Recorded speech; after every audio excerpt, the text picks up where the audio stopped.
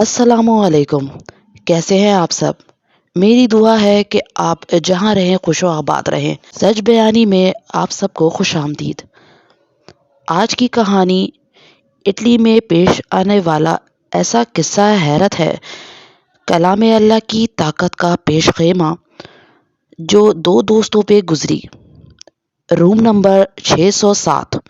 آئیے سنتے ہیں۔ اور اس کا دوست حیدر علی دونوں مل کر نوادرات کا کاروبار کرتے تھے۔ ان کے اس بزنس کا دائرہ کار تھائی لینڈ، بینکاک اور یورپ کے دیگر ممالک تک پھیلا ہوا تھا، جن میں خاص طور پر اٹلی بھی شامل تھا۔ یہ دونوں دوست تھائی لینڈ سے قیمتی پتھر اٹھاتے اور ان ممالک میں سپلائی کرتے جو ان کے خریدار تھے، جس کے سلسلے میں ان کا زیادہ تر وقت پاکستان سے باہر ہی گزرتا۔ 2 سال پرانی بات ہے جب حسب روایت سفیان اور حیدر علی نوادرات کی خریداری کے لیے تھائی لینڈ گئے۔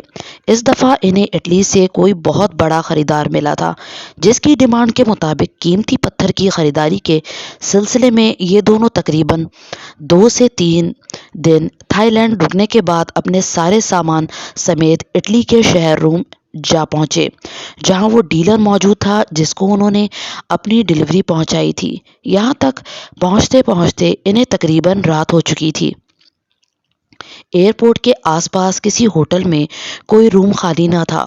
عام حالات میں وہ دونوں یورپ کے دوسرے شہروں میں تو جاتے رہے تھے، لیکن روم آنے کا اتفاق آج پہلی بار ہوا تھا۔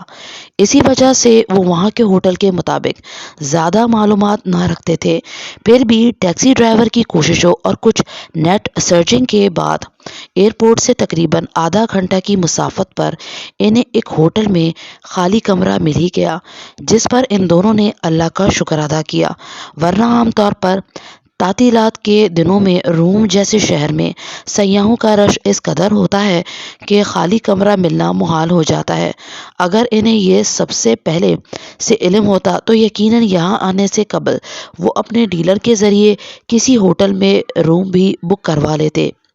ان پر تو روم آتے ہی ایک افتاد یہ بھی پڑی تھی کہ وہ جس سے ملنے اتنی دور آئے تھے وہ بندہ بھی شہر میں موجود نہ تھا۔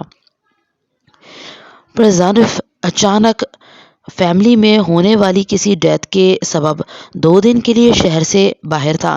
ویسے بھی ان دونوں کے لیے یہ کوئی بڑا ایشو نہ تھا، وہ نوادرات کی خرید و فروخت کے ساتھ اپنا سیاحت کا شوق بھی پورا کرتے تھے، اس لیے انہیں زیادہ خوشی اس بات کی تھی کہ روم گھومنے کا موقع اتنی آسانی سے مل گیا۔ ہوٹل ریورس تراز میں 6 فلور پر بمشکل ایک روم خالی تھا۔ 6 فلور کچھ زیادہ اوپر نہیں، آنے جانے میں مشکل ہوگی۔ سفیان نے ہوٹل مینیجر کی بات سنتے ہی حیدر کو مخاطب کیا، جو اٹلی زبان بولنے میں عبور رکھتا تھا اور اس وقت مینیجر سے تمام معاملات وہ ڈیل کر رہا تھا، مگر اس کا کہنا ہے کہ اس کے علاوہ فی الحال کوئی روم خالی نہیں ہے۔ کل تک اگر نیچے کسی فلور پر کمرہ خالی ہو گیا تو پہلی فرصت میں وہ ہمیں دے دے گا۔ ٹھیک ہے، کر دو پیمنٹ۔ سفیان کا تھکر کے مارے برا حال تھا، ایسے میں ریورلی تراز کے فلور پر ملنے والا ایک خالی کمرہ بھی اس کے لیے کسی نعمت سے کم نہ تھا۔ پوری پیمنٹ کرنے کے بعد ویٹر کی رہنمائی میں وہ دونوں اپنا سامان اٹھائے ہوٹل کے 4 فلور پر پہنچ گئے۔ یہاں تک آتے آتے ان دونوں کی سانس پھول گئی، کیونکہ حیدر کو لفٹ فوبیا تھا اور وہ کبھی بھی کسی بھی صورت لفٹ میں سوار نہ ہوتا تھا، جس کی وجہ سے بحالت مجبوری سفیان کو بھی ہمیشہ اوپر چڑھنے کے لیے سیڑھیوں کا استعمال کرنا پڑتا۔ یہی وجہ تھی جو وہ 6 فلور سے گھبرا رہا تھا۔ روم نمبر 607 کے دروازے پر پہنچ کر ویٹر نے حیدر سے چابی لے کر دروازہ کھولا اور اندر لے جا کر ان کا سامان رکھ دیا۔ سفیان نے آگے بڑھ کر سامنے لگی بڑے شیشے کی کھڑکی کا پردہ ہٹا دیا۔ سامنے نظر آنے والے دریائے نمبر کا منظر اس قدر دلکش تھا، وہ چند لمحوں قبل سیڑھیاں چڑھنے سے پیدا ہونے والی تھکن اور بیزاری ایک ہی پل میں بھول گیا۔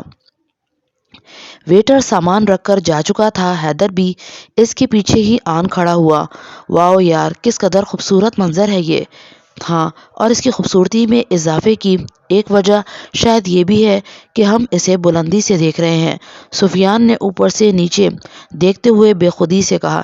یقیناً ایسا ہی ہے، حیدر نے اس کی بات کی تائید کی۔ آ جاؤ کھانا کھا لیں، مجھے بہت بھوک لگی ہے۔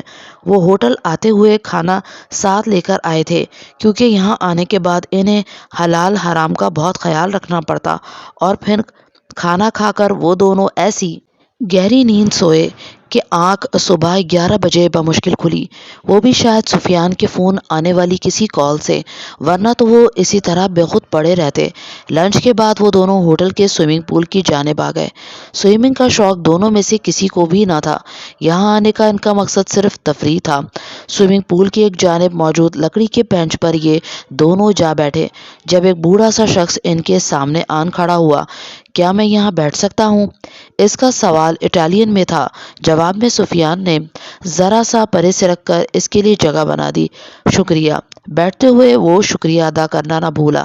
سنا ہے تم اس ہوٹل کے 6 فلور پر رہتے ہو؟ جی، حیدر مختصر سا جواب دے کر سامنے نظر آنے والے نظاروں میں گم ہو گیا۔ مسلمان ہو؟ اس دفعہ اس شخص کا لہجے میں کچھ حیرت سی تھی۔ الحمدللہ۔ سفیان بنا یہ سوچے کہ وہ سمجھا یا نہیں فوراً بول اٹھا۔ کل رات سے اس کی طرف سے کیے جانے والے مسلسل سوال سفیان کو الجھا رہے تھے۔ گاڈ بلیس یو، یہ کہہ کر وہ بوڑھا شخص اچانک ہی بینچ سے اٹھ کھڑا ہوا۔ سفیان نے دل ہی دل میں شکریہ ادا کیا، کیونکہ وہ اس اجنبی شخص کی بلا وجہ کی جرح سے اکتا گیا تھا۔ ہوٹل ریولی طراز، روم نمبر 607۔ معاف کیجیے گا سر، آپ وہاں کب سے ہیں؟ جس ٹیکسی میں وہ دونوں روم گھومنے نکلے تھے، اس ٹیکسی کے باتونی ڈرائیور نے جیسے ہی یہ سنا کہ وہ دونوں ریولی طراز کے روم نمبر 607 کے رہائشی ہیں، اس کا منہ حیرت سے کھلا رہ گیا۔ حیدر نے ایک نظر ڈرائیور کے چہرے پر ڈالی اور بنا کوئی جواب دیے خاموشی سے آنکھیں موندے ہوئے گاڑی کی سیٹ سے ٹیک لگا لی، جبکہ سفیان لاپرواہی سے کھڑکی سے باہر بھاگتے دوڑتے روم کے نظارے دیکھنے میں مہو تھا۔ آپ لوگ روم نمبر 607 میں کب سے رہ رہے ہیں؟ ان دونوں جانب سے جواب نہ پا کر بھی ٹیکسی ڈرائیور نے ہمت نہ ہاری اور اپنا پرانا سوال ایک بار پھر دہرا دیا۔ کل رات سے یار، کوئی پرابلم ہے کیا؟ حیدر نے ہلکی سی آنکھیں کھول کر اسے دیکھتے ہوئے سوال کیا۔ نہیں نہیں، اٹس اوکے، ویسے ہی پوچھ رہا تھا۔ اس وقت تو وہ دونوں خاموش ہو گئے، لیکن رات واپسی پر ہوٹل کے ویٹر کی جانب سے کیے جانے والے سوال نے حیدر کو بتا دیا۔ اس وقت جب وہ واپس آ کر اوپر جا رہے تھے تو فرسٹ فلور پر ہی انہیں وہ ویٹر مل گیا جو کل ان کا سامان کمرے میں پہنچا کر آیا تھا۔ آپ آج رات بھی اسی کمرے میں رہیں گے؟ وہ آج پھر ان دونوں کو اوپر جاتا دیکھ کر اپنی حیرت نہ چھپا سکا۔ کیوں بھائی، اس کمرے میں ایسا کون سا خزانہ چھپا ہے جو تمہیں ہمارے اوپر جانے سے پریشانی لاحق ہو گئی؟ سوری سر، میں نے تو ویسے ہی پوچھ لیا۔ جلدی جلدی بولتا ہوا وہ ویٹر سیڑھیاں اتر گیا۔ ہم مزید 2 دن یہاں رہیں گے اور دونوں دن ہمیں روم نمبر 607 میں ہی رہنا ہے۔ حیدر اور سفیان نے باہمی مشورے کے بعد ہوٹل مینیجر کو نہ صرف اپنے فیصلے سے آگاہ کیا بلکہ 2 دن کی ایڈوانس پیمنٹ بھی کر دی۔ روم نمبر 607 مینیجر کاؤنٹر پر رکھے نوٹ اٹھاتے ہوئے رک گیا۔ آپ وہاں ایزی فیل کر رہے ہیں سر؟ اس کا انداز بظاہر سرسری سا تھا۔ ایزی؟ ہم وہاں انجوائے کر رہے ہیں یار، حیدر نے سگریٹ کا ایک بڑا سا کش لگاتے ہوئے جواب دیا۔ انجوائے؟ ہوٹل مینیجر ایک بار پھر سے حیران ہوا۔ پاگل، انجوائے؟ تم شاید کبھی اپنے ہوٹل کے 6 فلور پر نہیں گئے، اگر جاتے تو میری بات سن کر اتنا حیران نہ ہوتے۔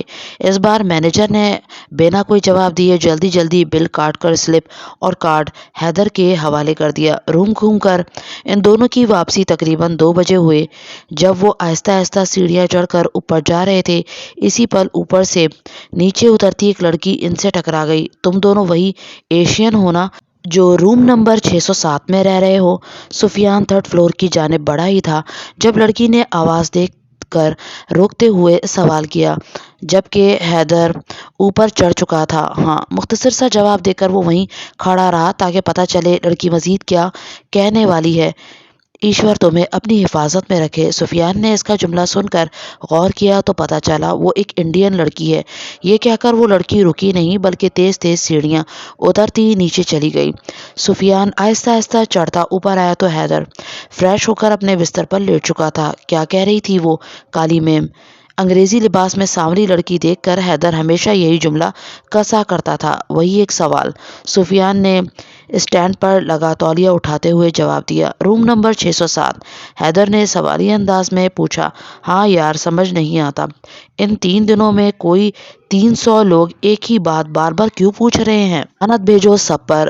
ویسے جو بھی ہو، اس فلور پر سکون بڑا ہے۔ ابھی جب ہم اوپر آ رہے تھے سب فلورز پر گہما گہمی تھی، لیکن اوپر آتے ہی سکون مل گیا۔ حیدر کی بات سچ تھی، اس فلور پر دن کے ٹائم بھی کم ہی لوگ نظر آتے، لیکن شام ہوتے ہی یہاں بالکل سناٹا چھا جاتا۔ حیدر بستر میں گھسا، اپنے موبائل پر کوئی گیم کھیل رہا تھا جب سفیان چیخ کر آیا۔ ابھی وہ بستر پر بیٹھنے ہی لگا تھا کہ اسے ایسا محسوس ہوا جیسے کمرے میں ان دونوں کے علاوہ کوئی تیسرا بھی موجود ہے۔ سفیان نے پلٹ کر دیکھا۔ حیدر بڑے اطمینان سے ابھی بھی اپنے موبائل میں ہی بزی تھا۔ اس نے یہاں وہاں دیکھا، چاروں طرف کوئی نہ تھا۔ شاید مجھے وہم ہوا ہے، دل ہی دل میں اپنے وہم پر مسکراتا۔ جیسے ہی وہ سیدھا ہوا تاکہ لیٹ سکے، یکدم کمرے کی سکوت میں کسی کے قدموں کی چاپ ابھری۔ ہوٹل کا سارا فرش لکڑی کا بنا ہوا تھا، یہی وجہ تھی جو اس پر کسی کے چلنے کی ہلکی سی آواز بھی محسوس کی جا سکتی تھی۔ خاص طور پر رات کے اس پل سناٹے میں ابھرنے والی یہ آواز خاصی نمایاں تھی۔ سفیان چونک کر اٹھ بیٹھا، اسی دم اسے حیدر کی حیرت زدہ آواز سنائی دی۔ تمہیں کسی کے چلنے کی آواز سنائی دے رہی ہے؟ ایسے جیسے کوئی یہاں اس فرش پر چل رہا ہو، وہ بھی اپنے قدم گھسیٹ گھسیٹ کر۔ ہاں، اور مجھے ایسا بھی محسوس ہوا جیسے فرش پر رکھے جانے والے قدم خاصی بھاری تھے۔ آواز آنا بالکل بند ہو چکی تھی۔ ایسا محسوس ہو رہا تھا جیسے اس وقت کمرے میں موجود کوئی انجان ہستی ان دونوں کی باتیں سن رہی ہو۔ میرا خیال ہے کوئی ہمارے کمرے کے باہر تھا، اسی کے چلنے کی آواز رات کے اس سناٹے میں گونج رہی تھی۔ سو جاؤ اب۔ آواز آنا بالکل بند ہو چکی تھی، اس لیے سفیان نے حیدر کو تسلی دی۔ اسی پل چاپ ایک بار پھر سے ابھری۔ اس بار آواز پہلے سے خاصی تیز تھی، شاید چلنے والے نے اپنے قدموں کی رفتار تیز کر دی تھی۔ کیا مصیبت ہے یہ؟ سفیان ایک دم سے اٹھ بیٹھا۔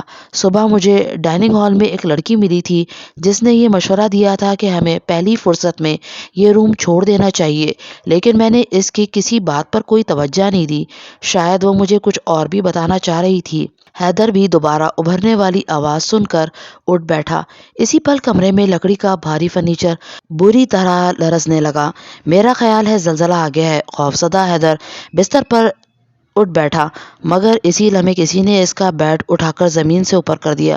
یقیناً اس کی وجہ صرف یہ تھی کہ کہیں وہ اس ساری رفتار کو زلزلہ سمجھ کر کمرے سے باہر نہ نکل جائیں۔ پلیز مجھے نیچے اتارو۔ خوف سے حیدر کی گگی بن گئی، مگر سننے والے پر کوئی اثر نہ ہوا۔ حیدر کا بیڈ ابھی بھی ہوا میں معلق تھا۔ پلیز مجھے نیچے اتار دو۔ اس دفعہ اس کے الفاظ اٹالین زبان میں تھے۔ شاید اسے اندازہ ہو چکا تھا کہ کمرے میں موجود ہوائی مخلوق کی سمجھ میں اس کی زبان نہیں آ رہی، اور اگلے ایک ہی سیکنڈ میں اس کا اندازہ درست ثابت ہوا، کیونکہ اس کی فریاد سن لی گئی اور بیڈ دوبارہ سے اپنی جگہ واپس آ گیا۔ اب ایک بار پھر کمرے میں سکوت طاری ہو گیا۔ سفیان کو یاد آیا اس نے ابھی تک آیت الکرسی کا ورد نہ کیا تھا جو وہ حسب عادت سونے سے قبل کرتا تھا، اور شاید موبائل گیم میں مصروف حیدر بھی آیت الکرسی اور دیگر حفاظتی دعائیں پڑھنا بھول گیا تھا، اس لیے سب افتاد نازل ہو رہی تھی۔ آیت الکرسی پڑھو۔ سفیان نے خوفزدہ بیٹھے حیدر کو پکارا، مگر ان کے آیت الکرسی کا ورد شروع کرنے سے قبل ہی کمرے میں موجود اس مخلوق نے ایک عجیب و غریب حرکت اور کی۔ ان کا سارا سامان کمرے کے دروازے سے باہر پھینک دیا۔ صرف ایک سیکنڈ میں ان کے بیگ جس میں قیمتی نوادرات بھی موجود تھے اس طرح کمرے سے باہر پھینکے گئے جیسے وہ ہوا میں اڑ کر جا رہے ہوں۔ اس منظر نے ان کی یہ حالت کی کہ وہ دونوں آیت الکرسی پڑھنا ایک بار پھر سے بھول گئے۔ صاف پتہ لگ رہا تھا کہ اس طرح باہر پھینکنے کا مقصد صرف اتنا ہے کہ وہ دونوں اسی وقت کمرے سے نکل جائیں۔ ان کا یہ اشارہ سمجھتے ہی سب سے پہلے حیدر اٹھ کھڑا ہوا، اور اس کی تقلید میں سفیان نے جلدی جلدی چپل اپنے پاؤں میں پھنسائی۔ جب اسے حیدر کے بولنے کی آواز سنائی دی، ہم باہر جانا چاہتے ہیں، آپ جو کوئی بھی ہو ہمیں صرف اتنا بتا دو کہ آپ کہاں کھڑے ہو تاکہ ہم آپ سے بچ کر کمرے سے باہر جا سکیں۔ اس نے اس دفعہ بھی یہ تمام باتیں اٹالین زبان میں کی۔ اس کی زبان سے ان الفاظ کی ادائیگی کے ساتھ ہی کمرے میں موجود ہستی نے انہیں اپنی موجودگی کا احساس اس طرح دلایا کہ وہ دونوں ہکا بکا رہ گئے۔ وہ جو کوئی بھی تھا، اس نے کمرے میں موجود وزنی ٹیبل اٹھا کر ہوٹل کی چھت سے لگا دی۔ اتنی وزنی ٹیبل کا اس طرح ہوا میں معلق ہونا یقیناً اس بات کی علامت تھا کہ وہ مخلوق اس وقت وہاں ہی کھڑی ہے جہاں ہوا میں ٹیبل معلق تھا۔ اب سفیان اور حیدر کے پاس کوئی راستہ نہ بچا تھا ماں سوائے اس کے کہ وہ اپنی جانیں بچا کر کمرے سے نکل بھاگیں، اور اپنے دونوں وزنی بیگ بمشکل گھسیٹتے ہوئے وہ 5 منٹ میں نیچے گراؤنڈ فلور پر آ گئے۔ آج وہ نیچے لفٹ سے آئے تھے کیونکہ خوفزدہ حیدر اپنا لفٹ فوبیا بھول گیا تھا۔ نیچے آتے ہی سفیان ہوٹل مینیجر پر چڑھ گیا۔ جب تم سب لوگوں کو علم تھا کہ روم نمبر 607 میں جنات کا بسیرا ہے تو تم نے جرأت کیسے کی ہمیں وہ روم دینے کی؟ 1 منٹ سر، تحمل سے میری بات سنیں۔ ہم نے آپ کو روم صرف 1 رات کے لیے دیا تھا، اور اس رات کی صبح جب آپ بخیریت نیچے آ گئے تو ہمیں خود حیرت ہوئی، لیکن اگلی رات بھی آپ کو کسی نے کچھ نہ کہا تو ہم بھی خاموش ہو گئے، اور پھر وہاں مزید رہنے کا پروگرام آپ کا تھا، جبکہ میں نے پیمنٹ لینے سے قبل آپ کو سمجھانا چاہا تھا، لیکن آپ نے میری بات نہیں سنی۔ مینیجر کی بات درست تھی۔ سفیان خاموش ہو گیا۔ مگر پھر بھی آپ کا فرض تھا ہمیں اس سارے خطرے سے آگاہ تو کرتے۔ اب جب وہ بولا تو اس کا لہجہ پہلے کی نسبت نرم تھا۔ اصل میں سر، ہم نے سنا تھا کہ مسلمانوں کے کلام میں وہ خاصیت ہوتی ہے جو ایسی بری چیزوں کو بھگا سکے، اور آپ چونکہ مسلمان تھے اس لیے ہمیں ایسا محسوس ہوا جیسے آپ نے اپنے کلام کی طاقت سے اس بری مخلوق کو زیر کر لیا ہے۔ اوہ! حیدر نے مینیجر کی پوری بات سن کر اپنے ہونٹ سکیڑے۔ تم ٹھیک کہہ رہے ہو۔ پچھلے 3 دن سے ہم دونوں آیت الکرسی اور چاروں کل کے علاوہ بھی کچھ خاص دعائیں پڑھ کر سوتے رہے ہیں، اس لیے کچھ نہیں ہوا۔ یہی وجہ تھی جو آج اس نے ہمیں روحانی عمل سے قبل ہی روک دیا اور اپنا شیطانی کام شروع کر دیا۔ اب ان دونوں کی سمجھ میں ساری بات آ گئی، اور پھر اس رات کا باقی وقت انہوں نے نیچے لاؤنج میں رکھے صوفے پر بیٹھ کر گزار لیا، لیکن جب تک وہ وہاں سے واپس نہ آئے سارے کمروں کے لوگ انہیں باری باری آ کر دیکھتے، ان سے ملتے اور حیرت کا اظہار کرتے کہ 3 راتیں اس کمرے میں گزارنے کے بعد وہ زندہ تھے۔ یقیناً ہمارے کلام پاک میں ایسی تاثیر موجود ہے جو بری بلاؤں کو ہم سب سے دور رکھنے کا سبب بنتی ہے۔ اللہ تعالیٰ ہمیشہ ہم سب مسلمانوں کو ایسی شیطانی بلاؤں سے محفوظ رکھے، آمین۔ تو کیسی لگی آپ کو آج کی کہانی؟ اگر آپ کو پسند آئی ہو تو پلیز لائک، اور اگر میرے چینل میں نئے ہیں تو سبسکرائب کر دیجیے گا تاکہ میری ہر آنے والی ویڈیو آپ تک پہلے پہنچ سکے۔ اپنا بہت زیادہ خیال رکھیے گا، دعاؤں میں یاد رکھیے گا۔ ملتے ہیں پھر ایک نئی سنسنی خیز کہانی کے ساتھ۔ اللہ حافظ۔